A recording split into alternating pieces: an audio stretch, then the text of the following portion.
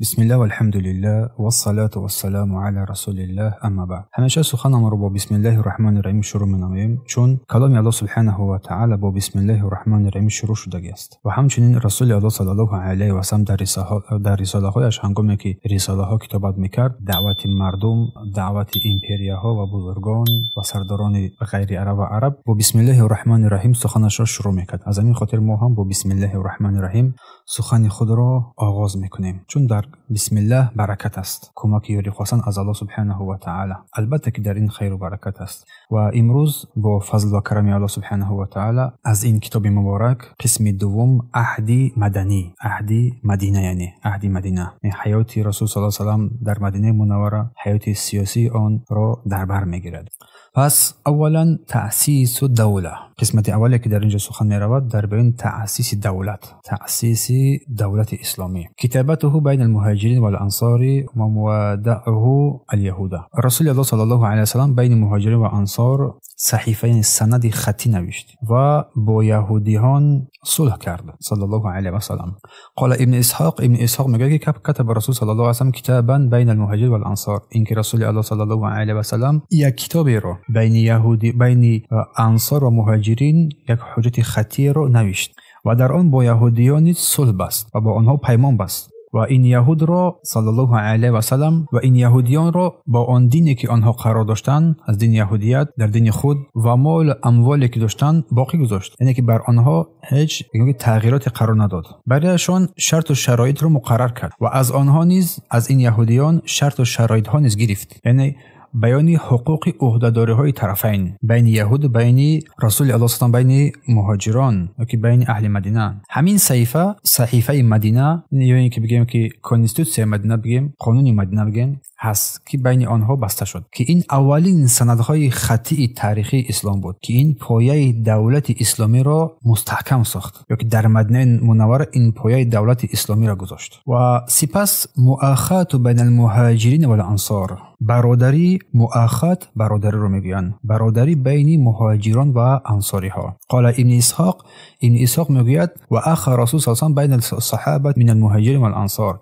ابن اسحاق روایت می‌نماید که رسول الله صلی الله علیه و سلم بین صحابگان خود، بین مهاجران، بین انصاری ها برادری برقراری کرد، یعنی هر مهاجر را با یک انصاری برادر اعلام کرد، یکدیگر را با هم برادر اعلام کرد. این عمل فوراً بعد هجرت رسول الله صلی الله علیه و سلم به مدینه منوره صورت گرفت، یعنی سال اول از هجرت رسول صلی الله علیه و سلم. رسول الله صلی الله علیه و سلم تقریباً 90 نفر مهاجر را با همان مقدار انصاری که جفت کرده بود و می‌فرماید که کانوا اخوانا فی الله اثنین، میگه دو جفت آنها بین مهاجر و انصار، دو جفت بین هر یکی آنها چی انداخت؟ برادری انداخت، تقریبا 90 نفر.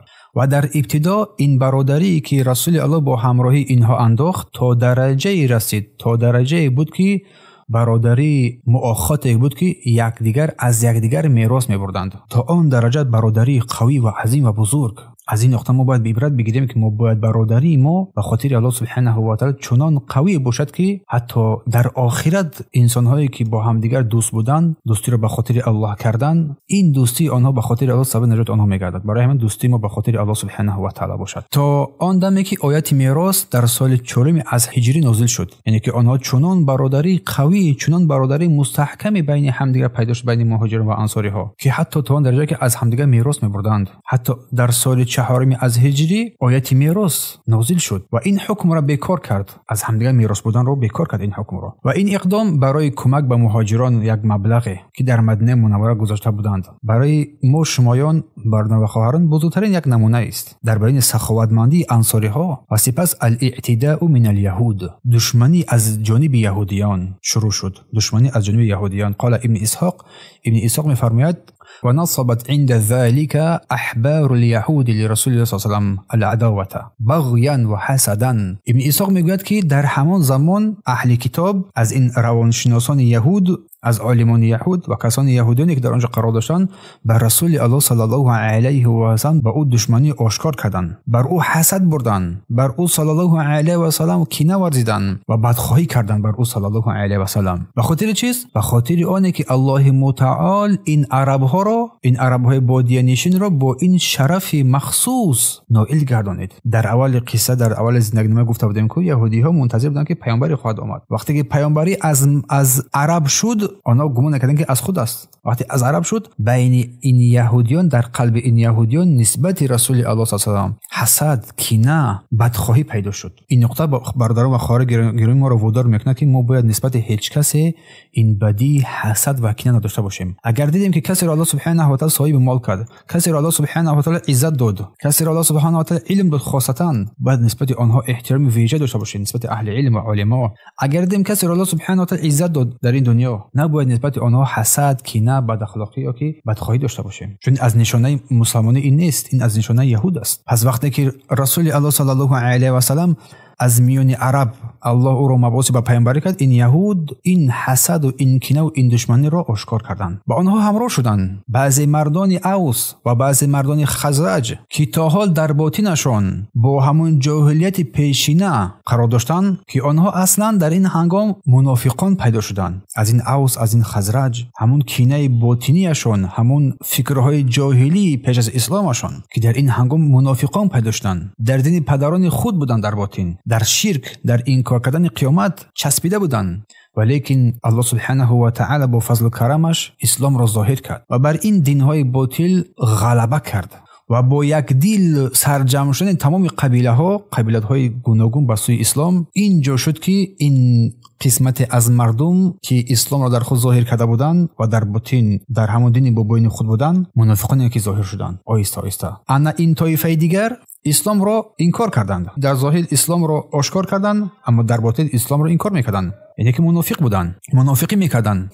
اسلام را اینها فقط در ظاهر پذیرفته بودند، اما دل آنها با همراه این یهودیان بود، چون این یهودیان پیامبر را تکذیب کردند، دروغ شمردند و کبر و حسد کردند، اسلام را رد کردند. انا همین عالمان یهود یا اینکه روانشناسان یهود همان کسانی بودند که با سوالهای پرپیچ‌وتاب و سوالهای طعنه‌آمیز نزد رسول الله می آمدند و با سخنهای متشابه پیچیده کوشش میکردند که حق را به باطل آمیخته کنند. از این عالمان یهود حق را به باطل آمیخته کنند. از این رو است که قرآن همیشه برای آنها و برای جواب سوالهای نازکشان الله قرآن را نازل میکرد، آیات نازل میکرد. مثلا اگر ما سوره بقره را نظر نماییم، آیات‌های زیادی در رد بر سوالهای این یهودیان است. اگر سوره بقره نظر نماییم، از اولش برای مؤمنان است، بعد منافقان میشود، بعد یهودیان میشود، بعد همه میرود رد بر آنها، چون سوالهای پرپیچیده و افکارهای خبیثانه را در بین مردم در مدینه منوره منتشر میکردن، پهن میکردن، که در این سوره فقط کمی از سوالها درباره حلال و حرام بود که مسلمانان از این سوالها میپرسن، با خبر میشدن.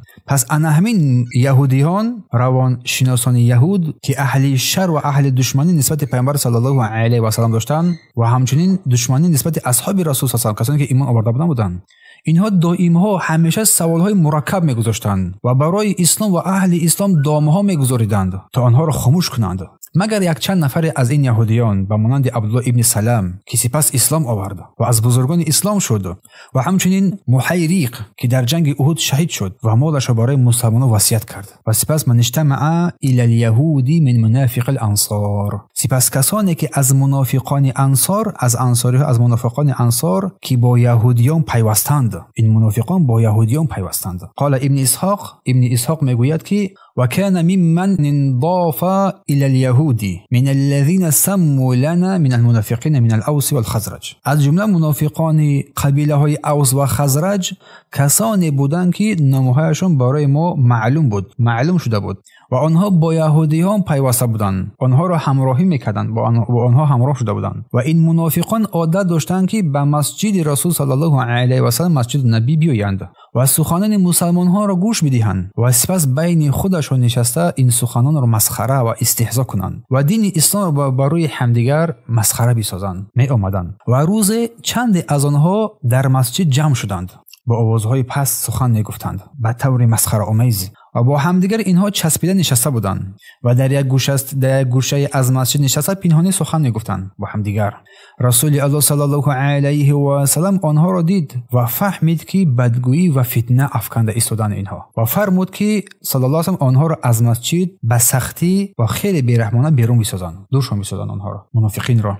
و درباره ان همین گروه یکی از این یهودیان و منافقان اوس و خزرج اول سوره بقره از آغاز تا تقریبا آیت 100 نازل شد. ابن اسحاق میگه که چون یکی برای من رسید و الله سبحانه و تعالی بهتر میداند. یعنی آیه های اول سوره بقره خصوصا آیت 8 تا آیت 20 به طور آشکار منافقان را که آنها میگویند که آمنا ما ایمان آوردیم و در دل خود کافرند و در حضور مسلمانان در نزد مسلمانان خیلند، سخن آنها را گوش میدهند، سخن آنها را میگویند، در حضور کافران با کافرانند دیگر خیلند. و این منافقان از این باران گریخته در حالی که در چاه میافتند، از باران میگریزند ولی در چاه میافتند.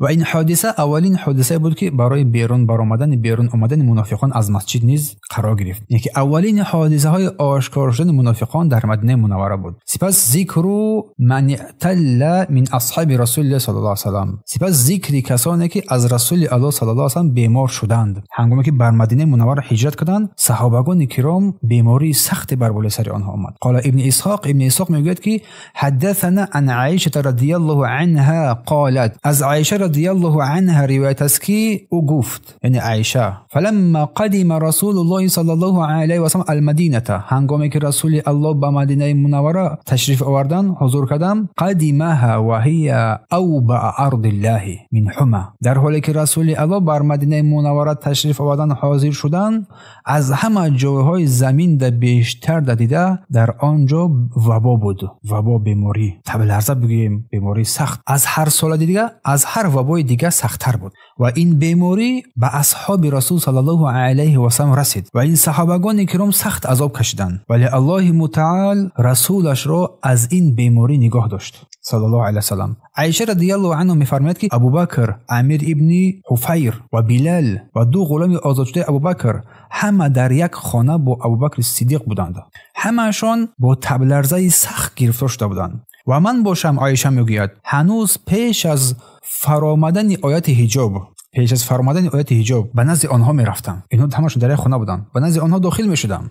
حالشون آنقدر سخت بود، حالشون آنقدر بد بود که تنها الله سبحانه و تعالی میدونست که اینا چی عذاب کشیده ایستادن، چی مشقت کشیده ایستادن. عایشه میگه که من با رسول الله صلی الله علیه و سلم گفتم ای رسول الله، آنها بر این بیماری سخت گرفتار هستند، سرگردان شدند، هیچ چیزی رو نمیفهمن. میگوید من هیچ چیزی رو نمیفهمم، حتی حیران سخن میگفت. عایشه رضی الله عنها، رسول الله صلی الله علیه و سلم این هنگام دعا کرد، گفت پروردگارا این مدینه برای ما دوست داشته بگردان، مدینه رو در قلب ما دوست داشته بگردان، همان گونه‌ای که مکه مکرمه رو در قلب‌های ما دوست داشته گرداندی، این مدینه رو برای ما دوست داشته بگردان. یا باز هم زیادتر گفتن صلی الله علیه و سلم و گفتن که یا الله در غله، یعنی در خوراک‌های آن برکت ارزان نما و این بیماری ها رو پروردگار رو با فضل کرم دور بساز و این رو به یک منطقه دیگر، منطقه جحفه میگویند، پروردگار این بیماری رو بین مکه و مدینه است بر آنجا انتقال بده، یعنی که دورش که از بین ما دور کنه این بیماری رو.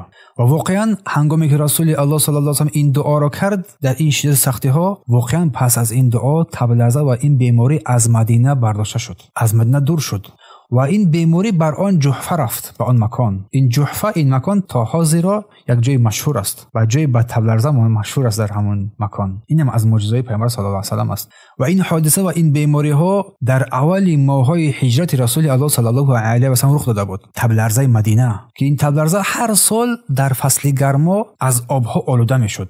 برای آن مهاجرانی که از اقلیم مکه آمده بودند خیلی سخت بود، برای آنها سخت میرسید و با سبب این دعای مبارک رسول الله صلی الله علیه و سلم که این دلیل محبت بزرگ او بر مدینه منوره است و او مکه را هم به نهایت دوست می‌داشت، ولی برای اصحابش دعا کرد که مدینه هم برایش محبوب از مکه بگردد و این دعای مبارک رسول الله صلی الله علیه و سلم که مستجاب شد، قبول شد و مدینه به زودی از این بیماری خلاصی یافت و فیض برکت در مدینه منوره منتشر شد و این مدینه منوره که از سالم ترین مدینه ها تبدیل یافت. سپس تاریخ هجرت فقدم رسول الله صلی الله علیه و سلم مدینه یوم الاثنین. رسول الله صلی الله علیه و سلم روز دوشنبه به مدینه منوره داخل شدند. در روز دوشنبه حین اشتد الضحى، وقتی که آفتاب خیلی بلند بود، آفتاب خیلی بلند شده بود، تقریبا نصف روزی بود و این در سال 12 ماه ربیع الاول قرار گرفته بود. در سال 12 ربیع الاول و در این ماه و در این روز سین مبارک رسول الله صلی الله علیه و سلم علیه بر 53 سالگی رسیده بود و این وقت رسول الله صلی الله علیه و سلم از پیامبریش علیه 13 سال گذشته بود. 13 سال علیه از پیامبریش گذشته بود. 13 سال در راه دعوت تبلیغ میکرد و این هنگام رسول الله صلی الله علیه و سلم در این مدینه منوره باقی مونده ربیع اول رو و ربیع الاخیر رو و جمادی الاول، جمادی الاخیر، رجب، شعبان، رمضان، شوال، ذوالقعده، ذوالحجه و ماه محرم. یعنی رسول الله صلی الله علیه و سلم در مدینه تقریبا 13 ماه پورا ماندن تا آندمی که ماه سفر سال دوم از هجری قرار کردند که به سوی بدر برآیند. یعنی سال 12 ربیع الاول، سال یکم تا اولی سفر سال دوم از هجرت، سال 12 ربیع الاول و یکم هجری موافق بر تقریبا سپتامبر سال 622 از میلادی. این انا همان روز است که تقویم هجری میلادی، تقویم هجری اسلامی قمری از آن روز آغاز یافت. سال 12 ربیع الاول تقویم هجری و این روز را در تاریخ اسلام به نام مولود نبی که در تاریخ یاد شده است، یعنی روزی به دنیا آمدن رسول الله صلی الله علیه و سلم. اگرچه که در تولد پیامبر صلی الله علیه و سلم علما اختلاف دارند، اما غالبیت عریخان گفتن سال 12 ربیع الاول است، روز دوشنبه گفتن. اکنون در اینجا رسول الله صلی الله علیه و سلم هنگامی که در اینجا این ماه ها را یک سال را قرار گرفتند، زندگی آسایشته و دولت اسلامی خود را برپا کردند و در اینجا بود که غزوات و سرایا و البعوث، غزوه های پیامبر و سرایای پیامبر و بعوث همچنین. اولین غزوه ودان و هي اول غزوته صلی الله علیه و سلم. اولین غزوه پیامبر صلی الله علیه و سلم غزوه ودان نام داشت. یعنی که این غزوه ودان اولین غزوه های رسول الله صلی الله علیه و اولین جهاد رسول صلی الله علیه و سلم بودند. سپس پیامبر صلی الله علیه و سلم در ماه صفر، همان وقتی که از آمدن به مدینه 12 ماه پورا گذشته بود، یعنی که 13 ماه بود، یعنی ماه صفر سال دوم از هجری، به صفت یک سرلشکر صلی الله علیه و سلم بیرون شدند تا به آن منطقه‌ای که ودان نام داشت و آن را غزوه ابوا میگویند. همچنین غزوه ابوا همچنین نام دارد. در آنجا رسیدند و هدف رسول الله صلی الله علیه و سلم با همراهی صحابگان، هدف آنها قریشیان بود.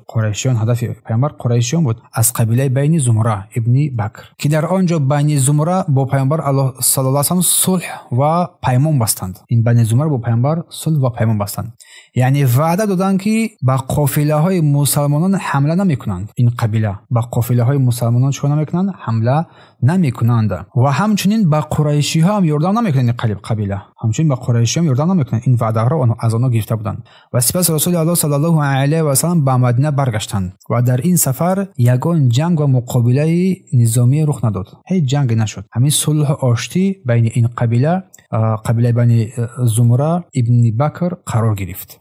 یعنی که سنه که این جنگ قرار گرفت، این غزوه گفتیم کدام سال بود؟ سال دوم از هجرت. سال دوم از هجرت بود و این مسافه تقریبا 150-200 کیلومتر جنوب غرب مدینه بین مکه و مدینه این قرار داشت. این ابوا که ابوا را گفتیم چی است؟ غزوه ابوا میگن را. ودان، منطقه ودان قرار گرفت و شماره لشکریان تقریبا 70 یا که 80 نفر از مهاجران و انصار بودند و انصاری ها در اینجا اشتراک نکرده بودند، فقط مهاجران بودند همشون. و اولین بگیم که لشکر نظامی رسول الله صلی الله علیه و سلم که خود رسول الله صلی الله علیه و سلم را شرکت کردند و پیش از این فقط سرایا بود. یعنی که سرایا آن گروه های خرد میگن، گروه های خرد که رسول الله در اونجا اشتراک نمیکرد، یعنی که روان میکرد، یک چند نفر رو با سردار یک نفر روان میکرد سرایا. و این راهبری بنی زمره مکحوش ابن عمر که با پیامبر صلی الله علیه و سلم صلحنامه بست که تا با آخرین عمرش پیامبر صلی الله این رو رعایت کرد، این عهدنامه را. و این غزوه پیامبر صلی الله علیه و سلم اولین نشانه آغاز فعالیت نظامی سیاسی دولت نبوی در مدینه منوره قرار گرفت. اولین نظام اسلامی در این جهان که تمام جهان را کفر و شرک همه چیز فرا گرفتگی بود. سپس بعد این سریه عبیده ابن حارث اولین بیرقی که پیامبر الله صلی الله علیه و آله خودش بسته بود. اولین بیرق. این سریه چی است؟ سریه آن نظامی هایی که کسی را رسول الله میفرستد با یک چند نفر از مردم که در اینجا عبیده ابن حارث قرار داشت. ابن اسحاق میگوید که قال ابن اسحاق بعث رسول صلی الله علیه و سلم فی مقامه ذلك بالمدینه.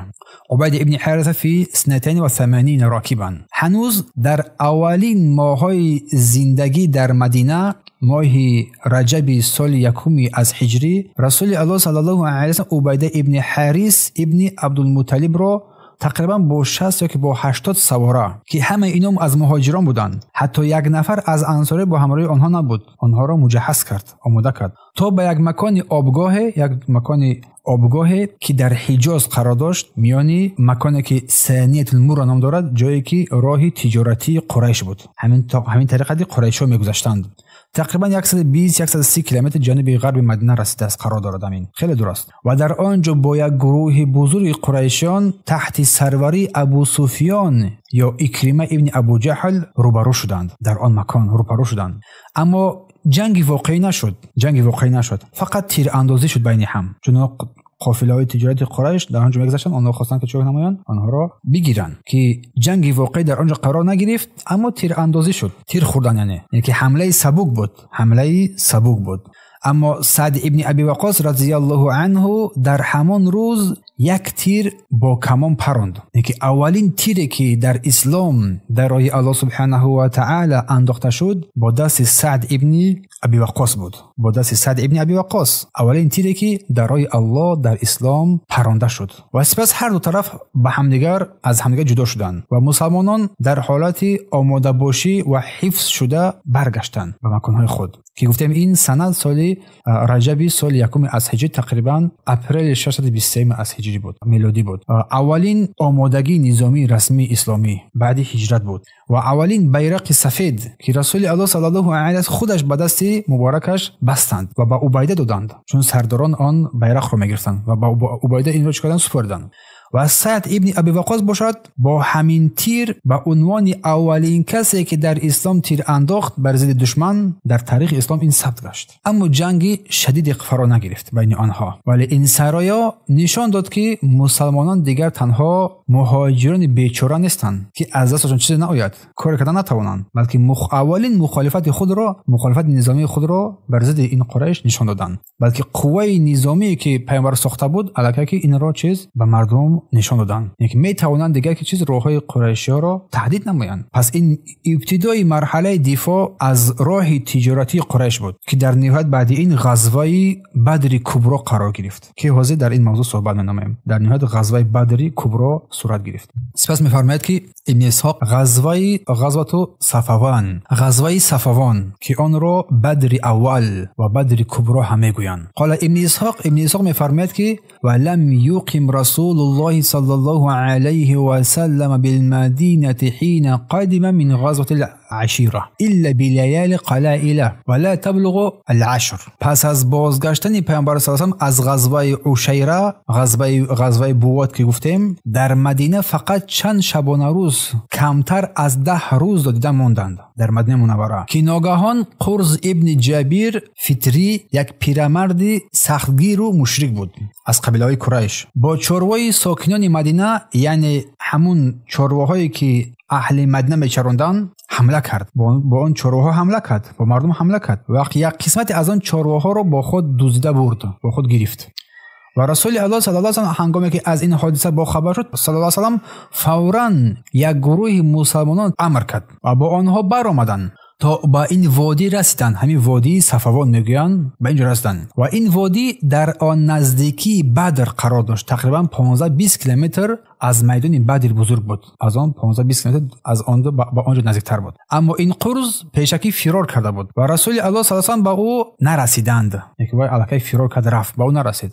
از این رو این سفر رو غزوه بدر اول، بدر خرد نامیدند. غزوه بدر خرد. وقتی این چارواها گرفته شدند رفتند که وای الککی فرار کرد. پس در جمادی الاخیر یا رجب سال دومی از هجری تقریبا فوریه مارت یا که فوریه که مارت 624 این حادثه رخ داده بود و اولین بار بود که کسی به خود مدینه حمله کند. اولین بار. و این قرز ابن جابر که از بزرگان مشرکان مکه بود و بعداً به غزوه فجار هم اشتراک کرده بود، اشتراک داشت در آنجا و در جنگ بدر کبرا کبیر کشته شد. همین. اما در اینجا این بدر صغرا خردکی که است که این رو هم غزوه میگویند، غزوه نشان داد، اگرچه در جنگ نشده و فرار کردن گرفتن رفتن. بیانگر آن است که دولت اسلامی علیه قدرت خود را بر مردم نشان میدهد، بر مشرکان علیه توان دارند که از خود دفاع نمایند و میفرماید که بعد همگی یک چند ماه در 17 رمضان همان سال، در 17 از رمضان همان سال بدر جنگ بزرگ رخ داد. برای همین این سفر را بدر اول نامیدند. پس سریت عبدالله ابن جحش در این مورد صحبت میکنیم. سپس سریه عبدالله ابن جحش می شود. در اینجا سریه عبدالله ابن جحش که در رجب سال دوم از هجری رخ داده بود و پس از برگشتن پیامبر صلی الله علیه و آله از بدر اول که از آنجا برگشتن، در ماه رجب عبدالله ابن جحش الاسدی که از امیرزاده های مهاجرین بود با همراهی فقط 8 نفر از مهاجران، حتی یک انصاری هم در آنجا قرار نداشت، فرستاده شد. این عبدالله ابن جحش الاسدی. رسول الله صلی الله علیه و سلم برایش یک نامه پوشیده دادند. برای او صلی الله علیه و سلم یک نامه پوشیده، نامه را نویسند، در آن چیز محکم دادند و فرمودند 2 روز راه برو، بعد این نامه را باز کن و حتما اول بعد 2 روز وقتی رفتین 2 روزه راه رفتین سپس این نامه را بکشین، یعنی بخونین، سپس این نامه را کشیده بخونین و با این نامه‌ای که هست حتما بر این عمل کن. گفته ما را حتما عمل کن. 2 روز رفتی، بعد 2 روز این نامه را بکش و بخون و هیچ کس رو مجبور نکن تا که با تو بیاین. روز سوم عبدالله نامه را باز کرد. هنگامی که 2 روزه راه رفتند نامه را باز کرد و در این نامه نوشته شده بود به نخله، یعنی وادی بین مکه و طائف برو. رسول عبدالله یک به نخله یعنی وادی بین مکه و طائف برو و در آنجا برای ما از اخبار قریشیان جستجو کن و خبر بیاور که آنها در چه حالتند و چه نقشه ها دارند. عبدالله گفت که شنیدم و اطاعت کردم و با آن 8 نفره که با همراهی عبدالله بود با یارانش گفت پیامبر صلی الله علیه و سلم ما را به نخله فرستاد، به آن وادی بین مکه و طائف، تا از قریشیان خبر بیاوریم و هر کی بخواهد که با ما باشد پس با ما بیاید و هر کی نمیخواد پس برگردد. چون پیامبر گفت آنها را مجبور نکن. همه گفتن ما همه با تیم، همه با همراهی تیم. وقتی که این 8 نفر به نخله رسیدن یک قافله تاجر قریشی را دیدند. زیاده از 30 شتر بود، در آن پر از روغن و مالهای دیگر و انگور و هر چیزی بود از تجارت و در این قافله عمرو ابن حضرمی قرار داشت و روز 30 رجب یعنی آخرین روز ماه حرام بود. مسلمانان دودیله شدند. در این هنگام مسلمانان دودیله شدند. اگر امشب حمله نکنیم، اگر امشب ما به آنها حمله نکنیم، صبح آنها به حرم یعنی به حدود مکه میرسند. زیرا شب 30 چی بود؟ ماهای حرم قرار داشتند. در ماه حرم هیچ جنگی نبود، هیچ چیزی نبود. در این هنگام اینها حیران ماندند که چیکار نماییم. اگر این کارو نکنیم گفتن آنها صبح الکی که چیز به حرم به حدود مکه میرسند و ما دیگر نمیتوانیم کار رو انجام بدهیم، به آنها نمیرسیم. اما اگر امشب حمله کنیم و بکشیم، در ماه حرم کشته میشوند اینها که در این ماه جایز نبود و در نهایت تصمیم گرفتن که حمله کنند و حمله کردند. واقع ابن عبدالله با تیر عمرو ابن حضرمی را کشت، با نیزه با تیر زد کشت او را. این اولین خونی ریخته شده در اسلام بود بعد هجرت. اولین کشتار، اولین یعنی از مهاجران اولین کسی را تیر انداختن که از مشرکین بود. و 2 نفر عثمان ابن عبدالله و حکم ابن قیسان را اسیر گرفتند صحابگان کرام و یک نفر اینها که نوفل ابن عبدالله بود فرار کرد، گریخت. و عبدالله ابن جحش با تمام مال و ملک قافله که 30 شتر بود و با 2 اسیر به مدینه منوره برگشتند و همه این چیز را به رسول الله سپردند، همه این ملکیت را. این اولین قافله قریش بود که مسلمانان اینها را حمله کرده گرفتند. اولین شخصی که در راه الله سبحانه و تعالی رفته بود شخصان، اولین تیرزنی و اولین غنیمت از اسیران جنگ گرفته شد که این گفتم که چیز در آخر ماه حرام بود، ماه حرام بود. و در این مورد آیات 217 سوره بقره در همین باره نازل شده است که جنگ در ماه حرام را چیز اجازه داده شد بر آنها وقتی که مشرکان اول شرط را شکسته بودند. گفتم در آنجا از مدینه منوره آمدن، چاروایان حمله کردن و گرفتن دزد بردن، الکی شرط را شکسته بودند آنها. و این سرایه که در اینجا قرار گرفت آغاز مرحله نو اقتصادی و نظامی علیه قریش قرار گرفت بود، اولین نظام علیه این مشرکین. و بعد از چند هفته به غزوه بدر کبرا قرار گرفت. غزوه بدر کبرا آورده رساند. ابن اسحاق میگه که فلما قدموا علی رسول الله صلی الله علیه و آله قال ما امرتكم بقتال فی شهر حرام. اولین چیزی که آنها بر مدینه منوره رسیدن، وقتی که عبدالله ابن جحش و یارانش به غنیمت ها و این دو اسیر به مدینه منوره رسیدن، پیامبر الله بر آنها فرمود ما امرتكم، من شما را به اجازه نداده بودم، امر نکردم که کسی را بکشید در این ماه حرام، کسی کشته شود. پس ان همین قافله و این اسیرانی که بودند اینها را نگاه داشتند و هیچ چیزی از اینها را قبول نکردند صلی الله علیه و سلم. وقتی که سخن رسول الله صلی الله علیه و سلم گفتند، دست یاران صحابه، آن کسانی که در آنجا اشتراک کردند، خنک شد. گمان کردند که اینها هلاک شدند به این کاری کردهشان، پشیمان شدند از این کار کردهشان. و آن برادران مسلمان هم چیز اینها را بسیار سخت ملامت کردند از این فعلشان، چون در این ماه حرام بود. و این هنگام این قریشی‌ها در تمام این جزیره های عرب اعلام کردند، گفتند که محمد و اصحابش و یارانش ماه حرام را حلال شماریدند و آنها خون ریختند، مال غنیمت کردند، غارت کردند و مردان را اسیر گرفتند. در همه جزیره های عرب آنها چیز قریشیان اعلام کردند، فتنه کردند. و آن مسلمانانی که هنوز در مکه مکرمه مانده بودند بر آنها پاسخ میدادند و میگفتند که آنها این کار در ماه شعبان کردند، نه در رجب. و این بحث زیاد شد و مردم دو طرف سخنهای گوناگون میگفتند. و این هنگامی که الله سبحانه و تعالی این آیه کریمه سوره بقره آیه 217 را نازل کرد. یسالونک عن الشهر حرام، ای محمد تو را از این ماه حرام بپرسند. قتال فی، آیا در این ماه قتال هست؟ قل قتال فیه کبیر، بگو قتال، جنگ در این کلان است، جنگ بزرگ است. و صد عن سبیل الله و کفر به والمسجد الحرام و اخراج اهله منه اکبر عند الله والفتنه اکبر من القتل. ای پیامبر، بر تو در باره جنگ در ماه حرام میپرسند، بگو جنگ در آن ماه بزرگترین گناه است. گفت جنگ در این ماه بزرگترین گناه است، ولی از راه الله باز داشتن و به الله در این مسجد الحرام کفر ورزیدن و اهل آن را از آنجا بیرون کردن، نزد الله این گناه بزرگتر است، عظیمتر است. و الله فرمود که والفتنه اکبر من القتل، و فتنه به معنی شرک است. شرکی که در اون مکه می آوردن، گفتن این فتنه شرک، این سرکشی مشرکان در این شرکشون از کشتن بدتر است، از کشتن بزرگتر است. وقتی که این آیه های قرآنی نازل شد، الله سبحانه و تعالی از دل مسلمان این غم و تشویش را برداشت، دور کرد. و این هنگام رسول الله این غنیمت ها و این اسیران را قبول کردند صلی الله علیه و سلم و همه این چیزها حلال و قانونی گشتند. و این آیه کریمه اولین اجازه آشکار برای جنگ با مشرکان را در این ماه حرام قرار گرفت. و اولین غنیمتی که قسمت کرده شد خمس، یعنی از 5 یک حصه آن برای الله، برای رسول الله، برای اشتراکچیان. و یکی از این اسیران حکم ابن قیسان بدتر مسلمان شد و آزاد کرده شد.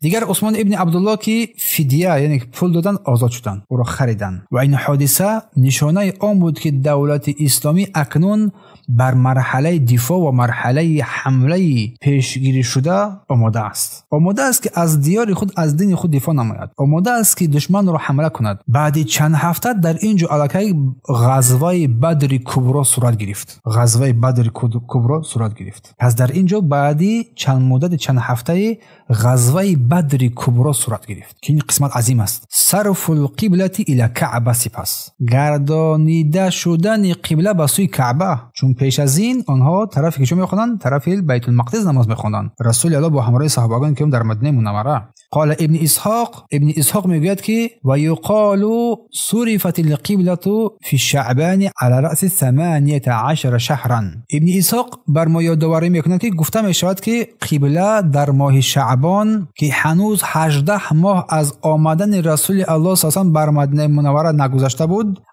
از بیت المقدس یعنی از قدس فلسطین ба сӯи Каъба гардонда шуд. дар инҷо ки таърихи маъруфтарин 15 шаъбони соли 2 аз ҳиҷрӣ мувофиқи ривояти Бухорӣ ва Муслим, душанбеи миёнаи моҳи шаъбон. баъзе аз ривоятҳо 16 ва 17 аз шаъбон мегӯянд ва аз ҳиҷрат ҳаргиз 18 моҳ тақрибан чиз гузашта буд. ҳаминда ва ин ҳодиса чӣ гуна рух дод? ки тағйири қибла. расули аллоҳ саллаллоҳу алайҳи ва саллам дар масҷиди Бани Салима, ки ин масҷидро имрӯз масҷиди қиблатайн мегӯянд, машҳур аст. масҷиди қиблатайн, масҷид дораи ду қибла. намози зуҳр ёки намози асрро мехонанд саллаллоҳу алайҳи ва саллам. 2 рукат намоз ба сӯи Байтулмақдис хонда буданд. 2 рукат намозро хонда буданд. ё пешин буд ёки аср буд, ки ногаҳон Ҷиброил алайҳи салом омад ва ояти сураи Бақараи 144ро бар пайғамбар нозил кард. дар дохили намоз дар 2 рукати аввал буданд. қад наро тақаллуба ваҷҳика фиссама, эй пайғамбар, ба дурусти ки мо чеҳраи туро ба сӯи осмон нигарон мебинем. фалануваллияннака қиблатан тардаҳа, эй пайғамбар, мо ҳатман барои ту қиблаеро нишон медиҳем ки ту аз он розӣ мешавӣ. чун расули аллоҳ пеш аз ин дилаш ба сӯи Каъба мекашид, мехост, қалбаш мехост ки чиз қиблаи мусалмонон Каъба шавад. барои ҳамин ин ояро Аллоҳ нозил кард: эй Муҳаммад, эй пайғамбар, дурусти ки чеҳраи туро тарафи осмон мебинем, аз ту хоҳиш мебинем, аз ту чизеро мехоҳӣ, эй Муҳаммад. фалануваллияннака қиблатан тардаҳа, эй Муҳаммад, ҳатман барои ту қиблаеро муҳайё местоем, нишон медиҳем ки ту аз он розӣ мешавӣ. фавалли ваҷҳака шатрал масҷидил ҳаром, эй Муҳаммад, ту чеҳраатро ба сӯи масҷиди ҳаром бигардон. дар ин ҳолат дар дохили намоз фавалли ваҷҳака шатрал масҷидил ҳароми ҳайфума кунт, дар ҳар ҷое ки бошӣ бигардон. фаваллу вуҷӯҳакум шатра, ва фармуд ки шумо ҳам ай муъминон чеҳраҳои худро тарафи масҷидил ҳаром бигардонед. ва расули аллоҳ саллаллоҳу алайҳи ва саллам ҳангоме ки ин оя нозил шуд, фавран дар ҳамин намоз рӯй ба сӯи Каъба гардонданд ва он ҷамоате ки бо ҳамроҳи пайғамбар буданд ҳамагӣ ба сӯи он баргаштанд. ва аз ҳамон рӯз ин масҷид масҷидул қиблатайн номида шуд. масҷиди дорои 2 қибла машҳур шуд ин масҷид. яъне ки ин орзуи деринаи пайғамбар саллаллоҳу алайҳи ва саллам буд, ки ҳамеша бо осмон нигоҳ мекард ва интизори ин фармони Аллоҳ буданд. ва ин таънаи яҳудиён ҳамчунин, ки мегуфтанд Муҳаммад ҳатто қиблаи худро надорад. медонистанд ки ин пайғамбар аст, вале ки таънаҳо мезаданд, мегуфтанд Муҳаммад ҳатто қиблаи худро надорад. аз мо пайравӣ мекунад ин Муҳаммад, аз қиблаи мо пайравӣ мекунад. ва ин ҳодиса буд ки чиз радди қотеъ барои ин яҳудиён буд. ва Каъба аз замони Иброҳим алайҳи салом қиблаи ҳақиқӣ буд ва ин Каъба бо фармони Аллоҳ субҳанаҳу ва таъала бино шудагӣ буд ва ин мусалмонон то рӯзи қиёмат ин Каъбаро қиблаи худ пазируфтанд, то он даме ки чуне ки дар ашроти соат меояд ки касе пайдо мешавад ки ин Каъбаро чикор менамояд, мешиканад, Каъбаро нобуд месозад. аз ин рӯ яке аз муҳимтарин рӯзҳои таърихи ислом аст ки дар баъзе ҷойҳо инро ҳамчун рӯзи қибла ҷашн мегиранд, ки ин аз суннати пайғамбар нест, дуруст нест, аммо ин рӯз рӯзи таърихӣ аст. сипас дар ин ҷо ғазвату Бадри Кубро шурӯъ мешавад. ғазваи Бадри Кубро азим бузург шурӯъ мешавад. ибни Исоқ фармуданд ки сипас расули Аллоҳ саллаллоҳу алайҳи ва саллам хабар ёфтанд ки Абу Суфиён ибни Ҳарб аз Шом, яъне ки аз Сурия бо як қофилаи бузурги тиҷоратии Қурайш бармегардад. ин хабар ба расули Аллоҳ саллаллоҳу алайҳи ва саллам дода шуд. пас ибни Исоқ гуфтааст ки мегӯяд ки сипас расули Аллоҳ саллаллоҳу алайҳи ва саллам хабар ёфтанд ки Абу Суфиён ибни Ҳарб аз Шом, яъне ки аз Сурия бо як қофилаи бузурги тиҷоратӣ бармегардад ва дар он қофила молу сарвати зиёди қурайшиён буд, ки зиёда аз 30 ва 40 нафар мард аз қурайшиён он молро ҳамроҳӣ мекарданд. ва ҳангоме ки расули Аллоҳ саллаллоҳу алайҳи ва саллам аз ин ҳодиса хабар ёфт, мусалмононро ба сафар даъват карданд ва фармуданд: ин қофилаи Қурайш аст, ки дар он молҳои онҳост. ин молҳои шумост, яъне чун ҳангоме ки саҳобагони киром ҳиҷрат карданд, молҳои онҳоро гирифтанд ку. биёед ба сӯяш равем, шояд Аллоҳ онро бароятон ғанимат гардонад, ин моли азимро. ва мардум омода шуданд ва баъзеҳо зуд бархостанд ва баъзеҳо дудила шуданд, чун ҳеҷ кас гумон намекард ки ҷанги ҷиддӣ мешавад ва онҳо фикр мекарданд ки фақат қофиларо мегиранду бармегарданд ин молро.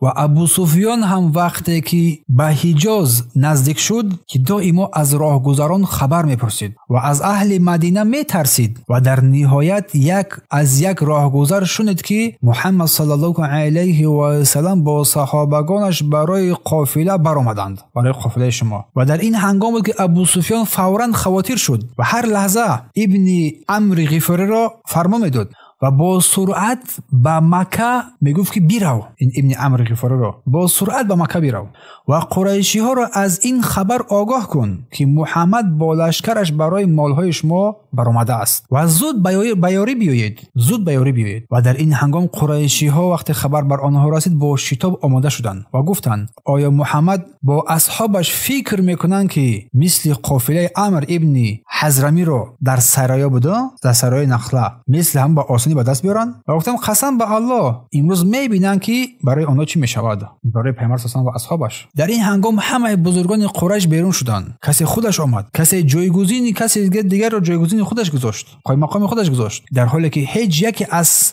ثروتمندان آنها، سردارهای آنها در خانه باقی نماند. برآمدند و این در سال 17 رمضان سال دوم از هجری 8 مارس سال 624 صورت گرفته بود و در اینجا شماره مسلمانان بر 313 تقریبا 317 نفر بودند که 83 مهاجر بود و 231 انصار که با همراه خود زیاده از 70 شتر داشتند، 2 اسب. اما شماره لشکریان قریش باشد 950 تا 1000 نفر بود که 700 نفر آنها زیره پوش بود، 100 اسب داشتند، 700 شتر داشتند، مجهز شده بودند، آمادگی کامل.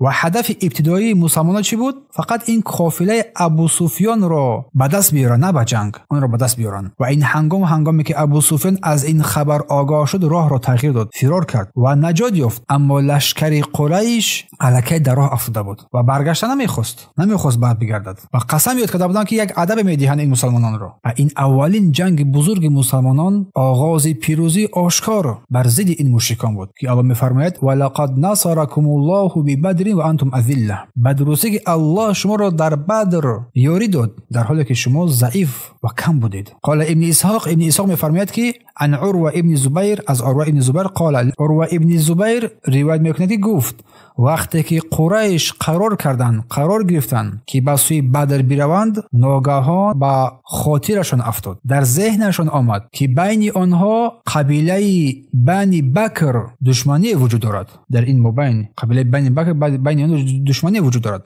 و می ترسیدند که هنگامی که بیرون شدن بنی بکر از پشت به مکه حمله کند، چون با قبیله بنی بکر رسول الله عهدنامه کرده بودند و این فکر اندیشه قریب بود که آنها را باز بدارد، بر بگرداند از این کارشان. و در همین حالت بود که شیطان ابلیس به صورت سراقه ابن مالک مدلجی به صورت این شخص از بزرگان قبیله بنی کنانه پیدا شد. در نزد این قریشی ها خودش رو پیدا کرد به شکل انسانی و گفت من کفیل شما هستم، من شما را نکی حفظ حمایت میکنم که کنانه از پشتتان است و با شما هیچ چیز آسیب نمیرساند. شیطان را نگاه کنید. و این سخن را هنگامی که از این شیطان شنیدن که با صورت یک از سرداران قوم آمده بود، همین سخن قریش را وادار کرد که با سرعت با دلپرانه باز بیرون برآیند، هجوم کنند. و ابن اسحاق گفته است که رسول الله صلی الله علیه و سلم در اول ماه رمضان سال دوم از هجری تقریبا روز 8 رمضان با اصحابش به سوی بدر برآمدند در 8 رمضان.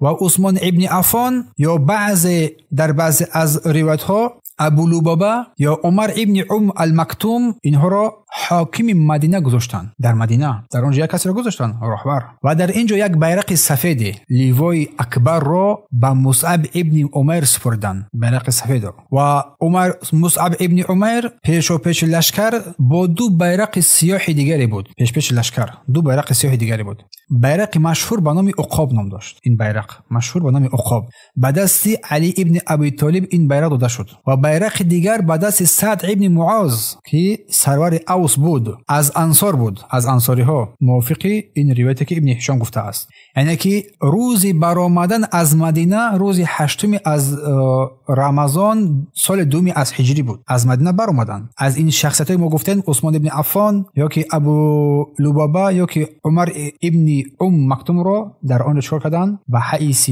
حاکم راهبر قرار دادن. و جنگ بدر کبرا سال از 17 از رمضان روز جمعه صورت گرفت. این جنگ بزرگ و این عقاب بیرق سیاه پیامبر صلی الله علیه و سلم بود که از این زمان جنگ بدر تا آخرین غزوه ها همراه لشکر قرار گرفت. همین بیرق عقاب. و همچنین چگونه یک بیان کردیم حضور شیطان به صورت سراقه بیان می‌نماید که یکی از آشکارترین دخالت‌های شیطان در تاریخ اسلام در مکه مکرمه در آنجا در دارالندوان داخل شده بود، در اینجا داخل شده بود. برای شیطان در هر جای قرار میگیرد که در سوره انفال هم در آیه 48 این ذکر شده است. و در این هنگام همه بزرگان قریش، عتبه، شیبه، امیه ابن خلف، ابو جهل و غیره در این جنگ اشتراک داشتند. گفتیم که این جنگ در آغاز 17 رمضان روزی که تاریخ اسلام جهان را دیگرگون ساخت شروع شد. قال ابن اسحاق میگوید که و كانت ابل اصحاب رسول الله صلی الله علیه و سلم یومئذ 70 بعیرا که شتور اصحاب رسول الله صلی الله علیه و سلم در آن روز در بدر همگی 70 بود. 70 تا شتور بود و رسول الله صلی الله علیه و سلم در راه به بدر همگی با 70 تا شتور برآمدند. بنابراین 3-4 نفر نوبت به نوبت سوار میشدند، چون راه طولانی بود. یک به یک به این شتور سوار میشدند. مثلا علی، ابوبکر و عمر یک با نوبت به شتور سوار میشدند. وقتی خبر رسید که لشکر قریش با 1000 نفر به سوی بدر می آید، پیامبر صلی الله علیه و سلم با اصحاب مشورت کردند و این حالت دشمن را شرح و توضیح دادند. اول ابوبکر صدیق رضی الله عنه برخاست و یک سخن نیکی گفت. سپس عمر فاروق رضی الله عنه برخاست و سخن نیکی گفت. سپس مقداد ابن عمرو از مهاجران برخاست و گفت ای رسول الله، هر جایی که الله بر تو نشان داده است ما با تو هستیم. قسم به ذاتی که تو را به حق فرستاده است ما با تو هستیم. هرگز سخن تو را نمیگوییم. چگونه که بنی اسرائیل به موسی نگفتند ما نمیگوییم، بلکه ما ها میگوییم. چگونه ای که بنی اسرائیل به موسی علیه السلام گفتند که تو و پروردگارت برو، اذهب انت و ربک فقاتلا، تو با همراهی پروردگارت برو و شما جنگ کنید، ما در اینجا می نشینیم. هرگز قسم به الله ما این سخن نمیگوییم. مقداد ابن عمرو گفته است، بلکه ما میگوییم ای پیامبر ما با همراهی تو برویم و جنگ بکنیم و میگوییم که ای پیامبر تو با همراهی پروردگارت برو و ما نیز با همراهی شماییم و جنگ میکنیم. پس در اینجا این حادثه رخ میدهد و رسول الله صلی الله علیه و سلم از این حادثه خیلی خوشنود میشود و دعا میکند صلی الله علیه و سلم و تبسم کردند و بعد فرمودند ای پیامبر، ای مردم به من مصلحت بدهید. ای مردم بر من مصلحت بدهید. خیلی خوشحال شد و خوشنود شد و او دعا کردند و تبسم کردند. بعد فرمودند ای مردم به من مصلحت دهید. با همدیگر مصلحت مشورت کردند و در اصل پیامبر صلی الله علیه و سلم میخواستند انصار را در اینجا آزمایش کنند، انصاری ها را امتحان کنند، چون انصاری ها اکثر لشکر بودند و هنگام بیعت عقبه گفته بودند در بیعت عقبه گفتند ای رسول الله ما با تو در مدینه چگونه که از مال و جان خود دفاع میکنیم از تو همین گونه دفاع میکنیم گفته بودند در بیعتشون. گفتند که ای رسول الله اگر تو بر مدینه نرسی ما مسئولیت حفظ تو رو نداریم، نمیتونیم تو رو حفظ نماییم، ولی وقتی به خانه ما آمدی تو در زیر حمایت ما هستی، مثل فرزندان زنان ما حمایت میشوی، چون از زنان خانه ها و فرزندان خود دفاع میکنیم، از شما همین گونه دفاع میکنیم. از این رو پیامبر الله صلی الله علیه و سلم میخواستند بدونن که آیا انصار با آن عهدی که بستند با آن هستند؟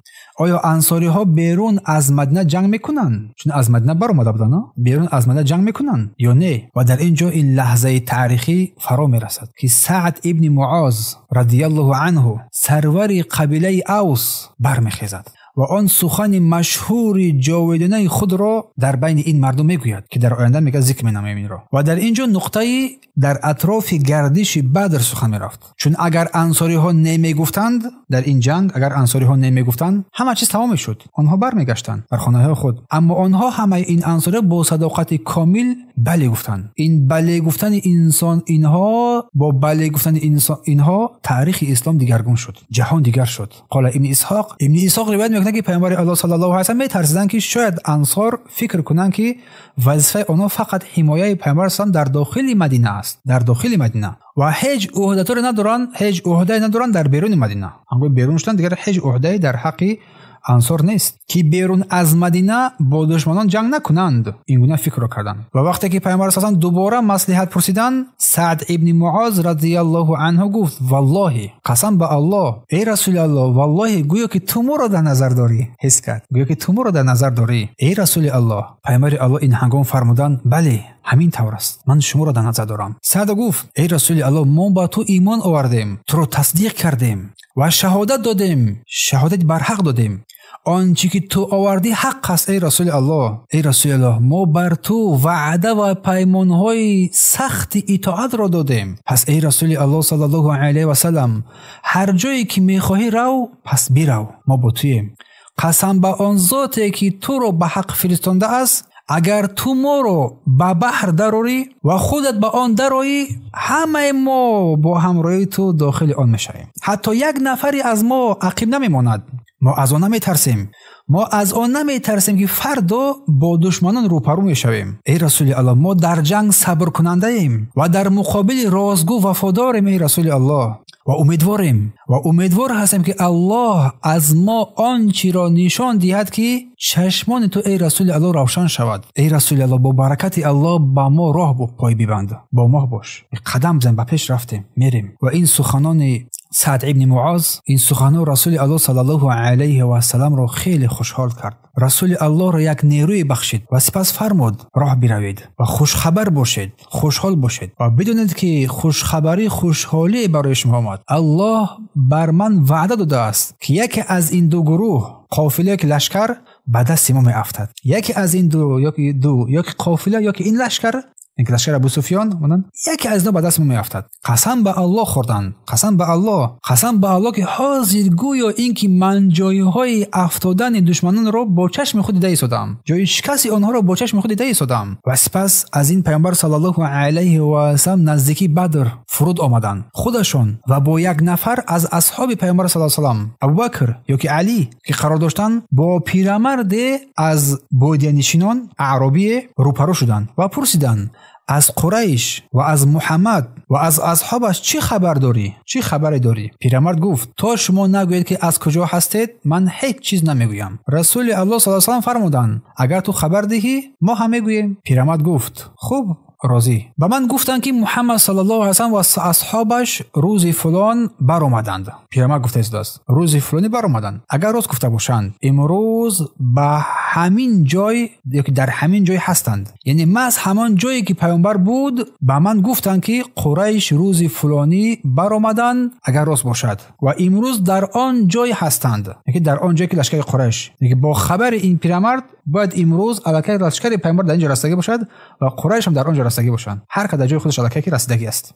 وقتی خبرش تمام شد، پرسید که شما از کجا هستید؟ سپس باید جواب را بگیرد. پیامبر صلی الله علیه و سلم: ما از آب هستیم، از آب آمده ایم. اشاره به آیات قرآنی میکند صلی الله علیه و سلم که الله فرمودند که ما از آب هر چیزی را زنده گرداندیم، از آب هر چیزی را زنده گرداندیم. و سپس فرمودند که پیرمرد حیران ماند در اینجا و با خود گفت: از آب؟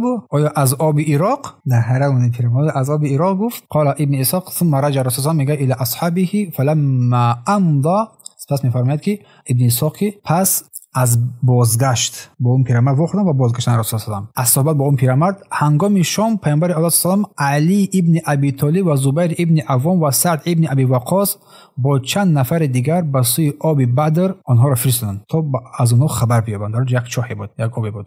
و در آنجا این صحابگان کرام دو تا از غلامی که آب میکشیدن برای قریش آنها را دستگیر کردند. دو تا از آنها دستگیر کردند صحابگان کرام. یکیش اسلم غلام بنی حجاز بود، دومش یرید ابن یسار غلام بنی از ابن سعید بود. و این دو نفری که بعد از افتادن آنها را به نزد رسول الله صلی الله علیه و آله آوردند در حالی که پیامبر صلی الله علیه و در نماز بودند، نماز خوانده شده بودند. اولا گفتند که ما آبکشان قریش هستیم، برای لشکرشان آب میبریم. اصحاب آنها را نخواستند، امید داشتند که برای کافران، برای همین قافله ابو سفیان چیزی خبر بگیرند. بنابراین آنها را زدند و غلامها وقتی آنها را زدند، آنها از ترس چیکار کردن؟ در سخن آمدن و گفتن که ما برای ابو سفیان، ما همراه ابو سفیان هستیم، قطعی ابو سفیان هستیم. هنگام این سخن گفتن آنها را رها کردن، هر دوش رها کردن. پیامبر اساسا نماز را خوانده تمام کرد و فرمودن که حیران شدم از شما حیران شدم. وقتی که راست میگفتن آنها، وقتی که راست میگفتن میزنید، وقتی که دروغ گفتن آنها رها کردید. گفتن که قسم به الله آنها راست گفتن. آخر آنها راست گفتن. آنها برای لشکر قریش هستند. پیامبر گفتن که اکنون شما بگویید که قریش اکنون در کجا هستند، در کجا قرار دارن قریشیان. و آنها گفتند که قسم به الله این قریشیان در پشت همون تپه کلان که در آن طرف وادی میبینیمش در آنجا قرار دارد، اینکه طرف دیگری از بدر قرار دارند. و پیامبر صلی الله علیه و آله پرسیدند که شمارهشون چند باشد؟ چند از شماره آنها؟ گفتند خیلی زیاد است. گفتند دقیق چند نفر است؟ گفتند نمیدونیم. تقریبا هر روز چند شتر میکشند. از کشتن شتر الکی معلوم میشه که چند نفر هستند.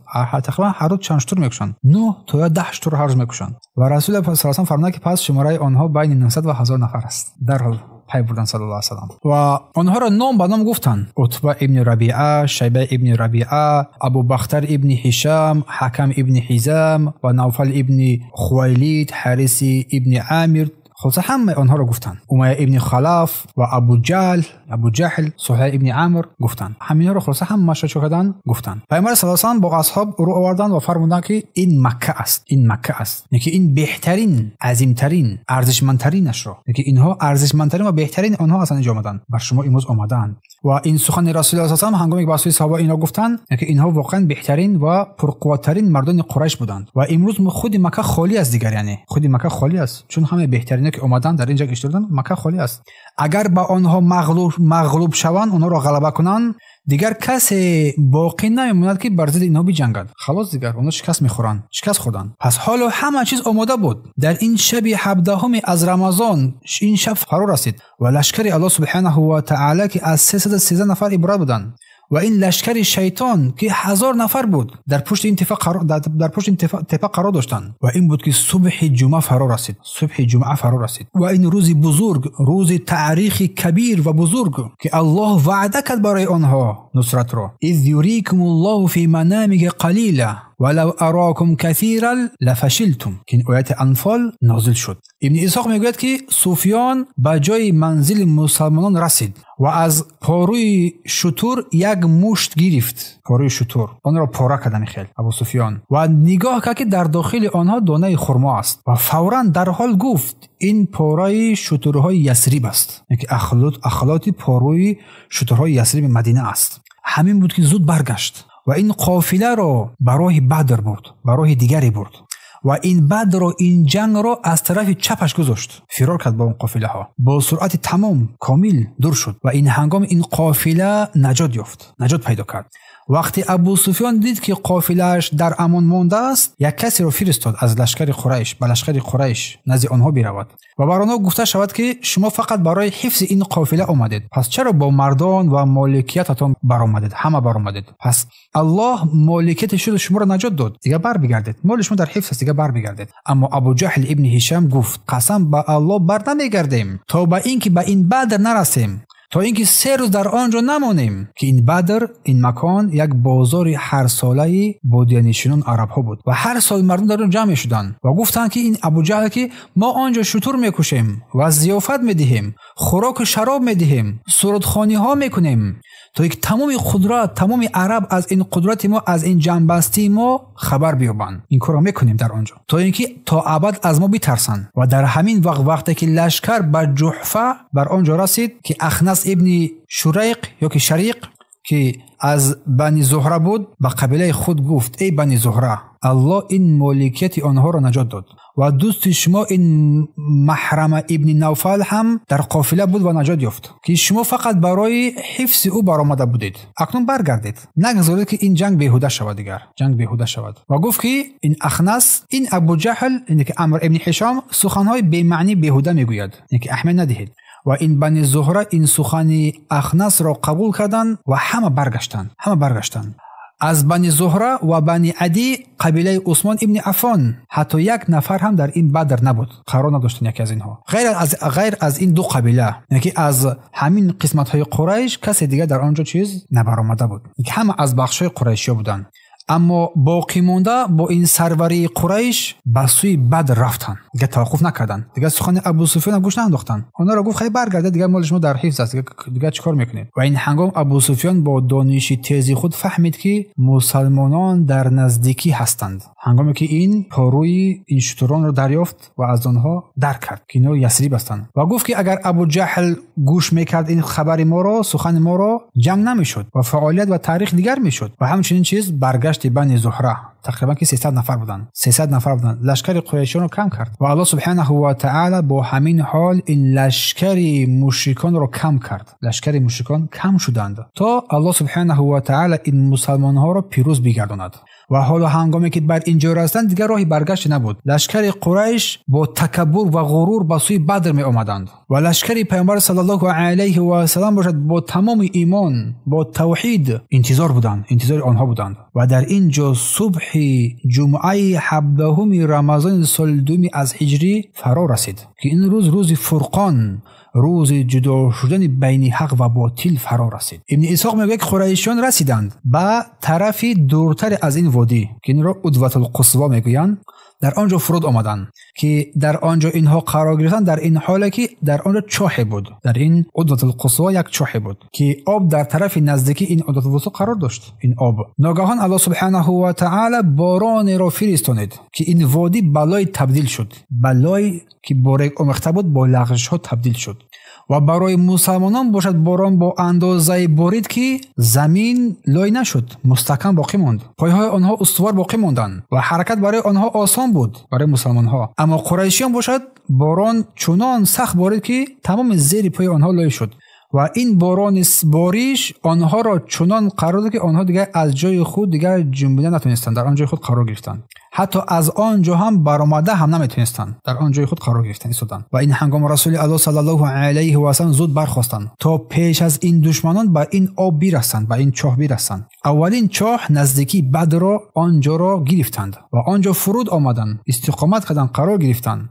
و از مردان بنی سلمه روایت است که حباب ابن منذر ابن جموح رضی الله عنه یک جوان دانشمند انصاری ها بود. گفت ای رسول الله صلی الله علیه و سلم، این جایی که فرود آمدیم آیا الله سبحانه و تعالی تو را محض به همین جو فرموده است که اینجا قرار بگیریم که نه پیش رفته میتوانیم نه قفا؟ و مرد هوشیار دانا بود، یا اینکه این یک مصلحت جنگی و استراتژی است؟ پیامبر صلی الله علیه و سلم فرمود نه، این مصلحت جنگی و یک استراتژی هست، یک مکری هست. و حباب گفت پس این جای ای رسول الله موافق نیست برای ما، اگر این باشد این جای برای ما موافق نیست، بیایید با همراهی لشکر پیشتر رویم و با نزدیکترین این چاه دشمن برسیم و آنجا فرود بیاییم، قرار بگیریم و همه این چاه‌های دیگری که هستند همه این چاه‌ها رو خراب کنیم و پر کنیم، محکم کنیم تا که آنها استفاده نبرند. یک چاه را برای خود بگیریم، دیگر چاه را محکم نماییم و در سر آن همون چاه که در آنجا حوض بسازیم و حوض بگیریم و آن را خود را سیراب نماییم و آن را پر از آب کنیم، سپس برای جنگ آمادگی بینیم. ما آب می نوشیم در حالی که برای آنها آبی نیست، همه چاه را خراب نماییم چون اینا پیشتر رسیدن کو. و رسول الله صلی الله علیه و سلم این هنگام بود که این مصلحت رو پذیرفت و گفت این مصلحت عالی است، این مصلحت خوب است. رسول الله صلی الله علیه و سلم فوراً با تمام لشکر برخاستند و به نزدیکترین چاه قریش رسیدند و در آنجا فرود آمدند و همه آن چاه‌های دیگری که بود خراب کردند، پر از سنگ کردند و در نزد این چاه در سر این چاه خودشان یک حوض کلانی ساختند، آن را پر از آب کردند و همه ظرف‌ها را پر از آب گرفتند تا آب حوض حفظ شد. و این اولین ضربه‌های استراتژی نسبت این قریش و این مشرکان بود تا آب از دست و گرفته شود. در حالی که در اینجا مسلمانان 313 نفر بودند یا 317 گفتیم بعد دیگری بود، اکنون آب داشتند، اما لشکر قریش که عدد آنها به 1000 میرسید آنها به آب ماندند و این زمین برای مسلمانان مستحکم گردید. برای قریش پر از لای، باران، سختی و مسلمانان در این یک موقع بلند قرار گرفتند نزدیکی با آب و الله متعال با باران و با مصلحت حباب ابن منذر رضی الله عنه پیش از جنگ مسلمان ها را قوت داد و دشمنان را ضعیف کرد و شکست داد. پس این هنگام حالا همه چیز دیگر آماده بود، همه چیز آماده و صبح جمعه فرا رسید. این هنگام جنگ دیگر حتمی شد و این آیه کریمه نازل شد و ما رمیت اذ رمیت ولکن الله رمی. ای پیامبر تو نفرستون، تو روا نکردی، تو نیزه نزدی، ولیکن الله سبحانه و تعالی پرتاب کرد. ابن اسحاق از عبدالله ابن ابوبکر روایت میکند که سعد ابن معاذ رضی الله عنه گفت ای پیامبر الله، ای رسول الله، آیا برای تو یک سقف، یک خیمه جنگی نسازیم که تو در آن باقی بمانی، در آن خیمه تو باقی مانی و ما این شترهایی که است سوار شویم، در اطراف تو قرار بدهیم و آمادگی نگاه بداریم. پس بگذار که ما با دشمنان روپرو شویم. صد گفته است با آنها روپرو شویم. اگر الله سبحانه و تعالی ما را غالب گرداند و بعد دشمن پیروز شویم، همان چیز که میخواهیم پیروزی ما. اگر بدتر شود، یعنی ما مغلوب شویم، تو بر شترهای سوار شده عقب رو به آن کسانی برسه که در مدینه منوره قرار دارند که بر بگردی. و گفت که این صد که ای رسول الله، زیرا قوم در مدینه منوره باقی موندند که محبت آنها بر تو زیاد است، محبت آنها از محبت ما نسبت به تو کمتر نیست. ای رسول الله، اگر آنها میدونستند که جنگ میشود حتما می آمدند. البته که آنها تو را حفظ میکنند، آنها با تو جهاد میکنند و صداقت خود را با تو ای رسول الله نشان میدهند. سعد گفت و رسول الله صلی الله علیه و سلم از این سخن سعد خیلی خوشحال شدند و صد رو خیلی ستایش کردن، تعریف کردن و برایش دعا کردن. پس برای رسول الله صلی الله علیه و سلم این هنگام یک عریش، یعنی که یک سایبان جنگی ساختن که از بگیم که برگ ها و از شاخچه ها و از همین چیزها، از پوست، و رسول الله صلی الله علیه و سلم در آنجا قرار گرفتن. ابن اسحاق میگه که هنگام صبح قریشیان از جایشان برخاستند و به این وادی فرود آمدند. وقتی که پیامبر الله آنها را دیدند، از این تپه قنقل میگویند، همون تپه بلند که از طرف دور قرار گرفت، از پایان دیدن آنها را و فرمودند پروردگارا این قریش است، پروردگارا این قریش است که با تو کبر و غرور کردند و تکبری ورزیدند. پروردگارا این همان قریش است که با تو دشمنی میکنند. پروردگارا تو را دروغ میشمارند. پروردگارا تو یاری خود را با ما وعده کردی. پروردگارا این وادیت و این یاریت را امروز برای ما بفرست. پروردگارا این صبح آنها را نابود بساز. این دعا را کردند. پس این دعای پیامبر از دعاهای مهم بود در آن مکان که اجابت شده بود. و این سعد ابن معاذ رضی الله عنه با این پیشنهاد نشان داد که حتی در لحظه جنگ فکر حفظ حمایه رسول صلی الله علیه و سلم را دارد. غم و اندوهش تنها رسول الله و حفظ دین است، نه خود. و این عریش گفتیم این یک مقامی که برای پیامبر صلی الله علیه و این مرکز فرماندهی پیامبر صلی الله علیه و قرار گرفت. از اینجا فرمان برآمد، فرمان جنگ. و این لحظه آخرین لحظه پیش از جنگ بود. صبح جمعه 17 ربیع اول سال 12 از هجری که در اینجا علاقه جنگ باید شروع شود. آخرین لحظه های نازک که لشکر مسلمانان از 13 نفر عبارت است که تنها تکیهگاه آنها الله است، با ایمان، با توحید. اما لشکر مشرکین که در کفر و تکبری و غرور بودند، تکیه با آن لشکر، با آن چیزی که دارن هست. این هنگامی که فرشتگان از آسمان فرود آمدند، الله لشکر خود را فرستانید. چون که الله میفرماید اذ تستغیثون ربکم فاستجاب لكم انی ممدکم بألف من الملائکه مردفین. ای پیامبر، هنگامی که شما از پروردگار خود یاری میخواهید، پیامبر دعا کرده فاستجاب لكم، دعای شما حتما پذیرفته میشود، به درستی که من بر کمک شما با این 1000 ملائکه فرستادم. در سوره انفال ابن اسحاق میگوید که سپس دو لشکر با هم نزدیک شدند، آهسته آهسته با هم نزدیک میشوند. پیامبر الله صلی الله علیه و سلم با اصحاب فرموده بودند که تا من فرمان ندهم حمله نکنید. اگر آنها به شما احاطه کنند، با تیرها آنها را بزنید، از خود دور کنید آنها را. پیامبر الله در این سایبان بودند و حتی ابوبکر صدیق رضی الله عنه همراه ایشان، همراه پیامبر صلی الله علیه و سلم در آنجا قرار داشتند. و رسول الله صلی الله علیه و سلم در این روز، در این صبحگاهان، صفهای لشکران را مستحکم قرار داد، مستقیم کرد، راست کرد و به سوی آن سایه‌گاه خود، عریش خود بازگشت. در آنجا با ابوبکر صدیق باقی ماند و در آنجا با اشک گرم، با دست بالا به سوی پروردگار ندا کرد و دعا کرد. پروردگار اگر امروز این گروه خرد نابود شوند، دیگر تو در این دنیا عبادت کرده نمیشوی. و این دعا را با اشک، با دست بالا میکردند. و ابوبکر صدیق رضی الله عنه میگفتند ای رسول الله، کمی آرامتر، کمی آرام بگیر. از این قدر زاره که تو با پروردگار داری، حتما الله سبحانه و تعالی وعدهش را بر تو اجرا میکند. ای رسول الله.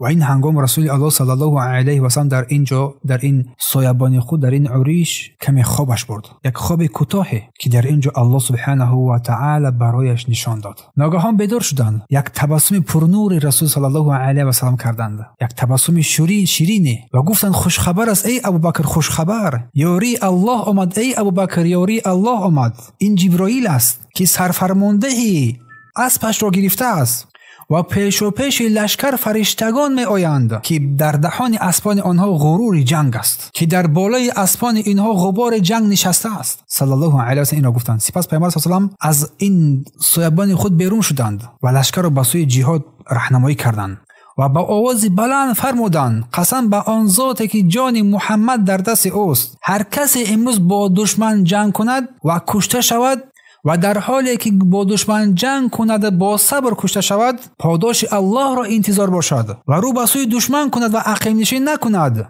الله حتما این بنده را داخل بهش میگرداند. این وعده را برای آنها داد صلی الله علیه و سلم. چون در دعا کرد، گفت اللهم پروردگارا هذه عصابه، ای پروردگار اگر این گروه خردکک اندکک اگر که کشته شوند نابود شوند، تو پروردگار را در این دنیا دیگر عبادت نمیشوی. در این لحظه خوابش بر صلی الله علیه و سلم را خوابی سبوکه و در اینجا بود که وعده پیروزی الله سبحانه و تعالی در این سوره انفال بر او داده شد و آمدن جبرائیل با لشکر فرشتگان بألف من الملائکه، با 1000 ملائکه، یک کمک غیبی و وعده پیامبر صلی الله علیه و سلم با آن صحابگانی که در کشته شوند حتما از اهل بهشت قرار میگیرند. اینجا که لحظه آخرین قرار گرفت. امیه ابن خلف، ابو جهل، عتبه، شیبه و دیگران بزرگان قریش در صف پیش دشمنان بودند. با این دشمنان در صف پیش مسلمانان علی، حمزه، عبیده، مصعب، سعد و در پشت اینها این 313 نفر بودند و اولین تیر به سوی این مسلمانان پراکنده شد و جنگ آغاز شد و این روز را روز فرقان نامیدند. لقد نصرکم الله ببدر، ای محمد بدروسی که یادآور میکنند الله که ای محمد شما را بدروسی که الله در این بدر نصرت داد. انتم اذله، در حالی که شما در ذلت بودید. فاتقوا الله لعلکم تشکرون، از الله بترسید شاید که شما از شکرگزاران باشید. ابن اسحاق از عبدالله ابن سلمه روایت میکنه که وقتی دو لشکر با هم برخوردند، ابو جهل ابن هشام را پیامبر الله دعا کرد، گفت پروردگار این ابو جهل ابن هشام که رابطه خویش با خویش توادی ما را برید و دین ما را دین ناشناس گفت، او را این صبح نابود بساز. و ابن اسحاق از عبدالله ابن ثعلبه روایت میکند که دو لشکر هنگامی که با همدیگر واخوردن در اینجا این ابو جهل ابن هشام گفت و دعا کرد، گفت اللهم اقطعنا للرحم و اتانا بما لا یعرف. گفت خدایا هر کی از ما خویشاوندی برید و چیزی ناشناس، یعنی دین ناشناس آورده است، صبح امروز نابود بساز. این دعای ابو جهل، همین دعا بر علیه خود این ابو جهل قرار گرفت. ابن اسحاق گفته است که سپس رسول الله صلی الله علیه و آله یک مشت رگ سنگریغه یا یک مشت خاک را گرفت و با سوی قریش تیر پرتافت. از زمین یک مشت رگ را گرفت و سوی قریش پرتافت تا چهره های آنها زشت و سیاه شود. آن را به سوی آنها پرتافتند. سپس بر اصحاب گفتند که حمله کنید، که در این هنگام فوراً یک شکست سخت رخ داد. الله سبحانه و تعالی از این بزرگان قریش هر کی را که می‌خواست کشت و از آن اشراف زادگاه هر کسی را که می‌خواست به دست مسلمانان اسیر افتاد. و هنگامی که رسول الله صلی الله علیه و آله از جنگ فراغت یافتند، به اتمام یافتند، فرمود ابو جهل را در میان کشته شدگان جستجو کنید. ابو جهل را در میان این کشته شدگان جستجو نمایید. عبدالله این مسئول میگوید که من او را در حالت جانکنی یافتم. ابو جهل را در حالت جانکنی یافتم، شناختم، پایش را به گردنش گذاشتم. به خاطر چیز ابن مسعود میگوید که زیرا در کعبه مرا سخت زده بود و آزار سختم داده بود و گفتم الله تو را خار کرد ای دشمن الله. و او گفت که بچی خار کرد؟ گفت که من از بالاترین مرد را میکشم یا که کشتیم. و گفت بگو امروز غلبه از آن کیست؟ میگوید من گفتم که از آن الله و رسولش است. این ناس نگید از آن الله و رسولش است. سپس میفرماید که من سر او را بریدم و نزد رسول الله آوردم. گفتم ای رسول الله این سر دشمن الله ابو جهل است. پیامبر الله فرمودند که الله که جز او معبود نیست قسم خورد و گفتم بله قسم به الله که جز او معبود نیست. و سپس سر ابو جهل پیش پای پیامبر ما پرتافتم انداختم. پیامبر الله حمد و ثنا گفت، سپاسگزاری کرد که این ابو جهل این خبیث کشته شد. اینکه دعای ابو جهل که دعا کرد بر ضد خود بر زیان خود قرار گرفت این دعای آن. و چی گفت؟ کسی که دین ناشناس آورد خیشتبر ما را قتل کرد او را هلاک کن. و حاکی الله او را هلاک کرد. و همچنین پرتافتن این یک مشت از رگ از طرف پیامبر صلی الله علیه و آله یک معجزه آشکار بود که میفرماید هر یک صندوق بر چشم اون مشرکان افتاد و آنها را نابینا کرد کرد که در این آیه کریمه هنگامی نازل شد و ما رمیت اذ رمیت ولکن الله رمى، تو نپرت ای محمد ولیکن الله هست که چیز پرتافت، تیر زد. و این جفت، این ابو جهل، این فرعون، این امت رمز کامل پیروزی اسلام بر کفر گردید. چون ابو جهل فرعون این امت بود و عبدالله ابن مسعود رضی الله عنه یک قد کوتاه داشت، قد پس بود، ولی امروز در این جنگ یکی از بزرگترین و سرسختترین دشمنان اسلام را با دست خود سر او را از جدا کرد رضی الله عنه. در این جنگ خاتمه یافت و 70 نفر از قریشیان کشته شدند و روایت است که 36 نفر با دست علی ابن ابی طالب رضی الله عنه کشته شد و 70 نفر اسیر گرفته شدند، 70 نفر دیگه اسیر، و از مسلمانان فقط 14 نفر شهید شدند، 6 تا مهاجر و 8 تا از انصار. پس این روز فرقان، روز جدا شدن حق از باطل، این روز به آخر رسید و رسول الله فرمودند الله اکبر الله اکبر. امروز الله دین خود را عزیز گردانید و دشمنان را خوار کرد. یومئذ یفرح المؤمنون، آن روزی که مؤمنان دیگر خرسند میشوند، بنصر الله، با نصرت الله سبحانه و تعالی بر آنها آمد. ینصر من یشاء، هر کسی را بخواد الله نصرت میدهد و هو العزیز الرحیم، و او سبحانه و تعالی عزیز و رحیم است. ابن اسحاق از عایشه رضی الله عنها روایت می‌نماید که پیامبر الله صلی الله علیه و آله وقتی که پیامبر الله فرمودند که کشته شدگان را به چاه، بر آن چاهی که در آن بدر قرار داشت، در آنجا بپرتند، آنها را، اون 70 نفر را در آن چاه پرتند،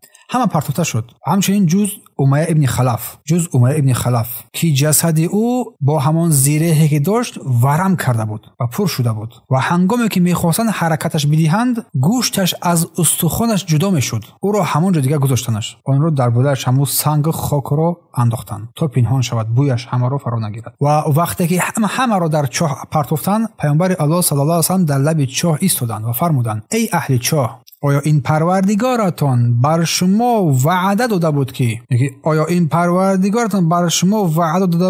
آیا به تحقق نیافت؟ آیا حق نیافت؟ من حق یافتم، آنچه پروردگار من بر من وعده داده بود، وعده کرده بود. اینکه حق، هر کس حق خودش رو گرفت. و اصحاب گفتند ای رسول الله، آیا با مردگان سخن میگویی؟ حیران شدند.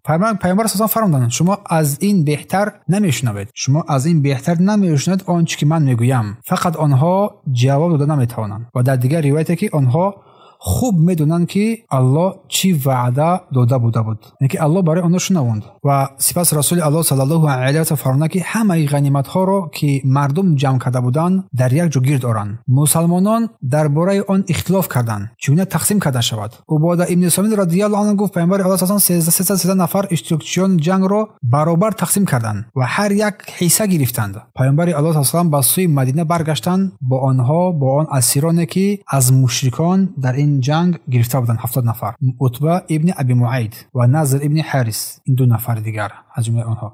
و پیامبر صلی الله علیه و آله غنیمت‌های را که از مشرکان گرفته بودند نیز با خود بردند. و عباس ابن عبدالله ابن زبیر روایت می‌کند که قریشیان اول برای مرده‌هایشان در مکه مکرمه یک جمع آمده یک تعزیه بزرگ کردند، اما بعداً گفتند نمیگوییم تا با محمد و اصحابش خبر رود و مسخره‌تون کنند یا که مسخره‌تون نکنند. و برای این اسیرانی که در دست آنها افتاده است زود، چون اسیر 70 نفر را اسیر گرفته بودند کوخه، و برای اسیرانی که به دست آنها افتاده بودند زود فدیه نفرستید، در حال فدیه نفرستید تا نرخ فدیه را آنها بلند نکنند. و یک چند روز گذشت قریشیان برای آزادی آن اسیران رفتند که کسی را فرستاندند.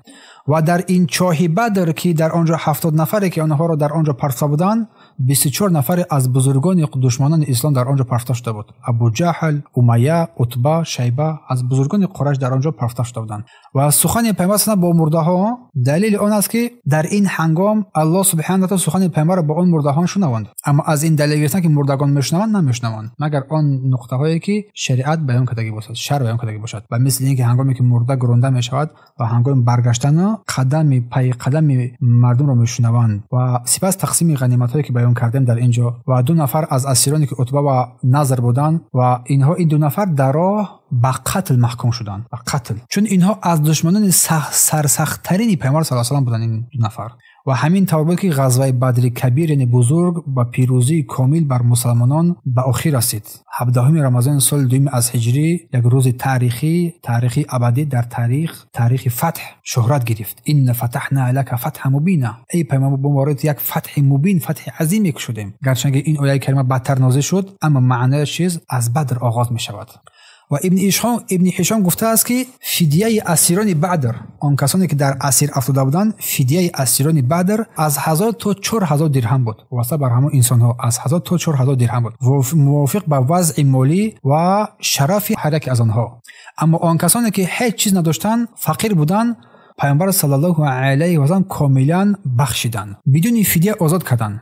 مثلا بعضی از آنها را با جای فدیه گرفتن با کودکان مسلمان ها خواندن و نوشتن را آموزاندن، آزاد میشوند. و ابن اسحاق میگه که شماره عمومی اشتراکچیان بدر از مسلمانان و هم آنهایی که در میدان بودند و هم آنهایی که با عذر شرعی غایب بودند نبودند، ولی حصه و پاداش خود را گرفتند. مثلا عثمان بن عفان که در مدینه قرار داشتند، که دختر پیامبر رقیه در آنجا بیمار بود، با همراه او قرار گرفته بودند در این هنگام، عثمان رضی الله عنه. و از مهاجران گفتیم در این 313 نفر یا 313 تا 317 نفر گفتیم، 313 مشهور است، 83 نفر مهاجران بود، 61 نفر از قبیله اوس بود و از قبیله خزرج 170 نفر بود و همگی 313 314 نفر رو در بر می‌گرفتند. و همه اینها اصحاب بدر نامیدند، نامگذاری شدند. همه اینها اصحاب بدر نامگذاری شدند که در قرآن در سوره توبه و السابقون الاولون من المهاجرین والانصار والذین تبعوهم بالاحسان رضی الله عنهم و رضوا عنه، در این در شأن اینها نازل شد. کسانی که سابقه اسلام آوردند و از مهاجران،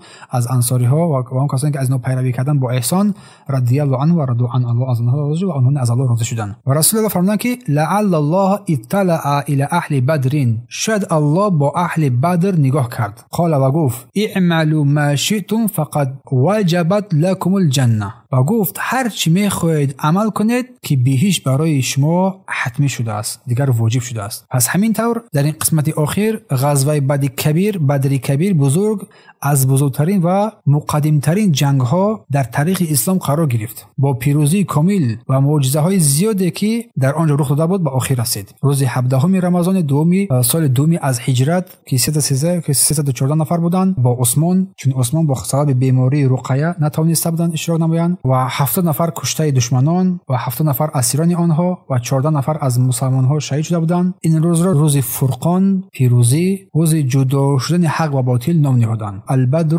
بدر یوم الفرقان، یوم التقى الجمعان. بدر روز فرقان است، روزی که این دو گروه جمع شدن است. در همین جا از این سیرت مبارک رسول صلی الله علیه و سلم سخن را به اتمام میرسانیم. سبحانك اللهم بحمدك اشهد ان لا اله الا انت استغفرك و اتوب الیک.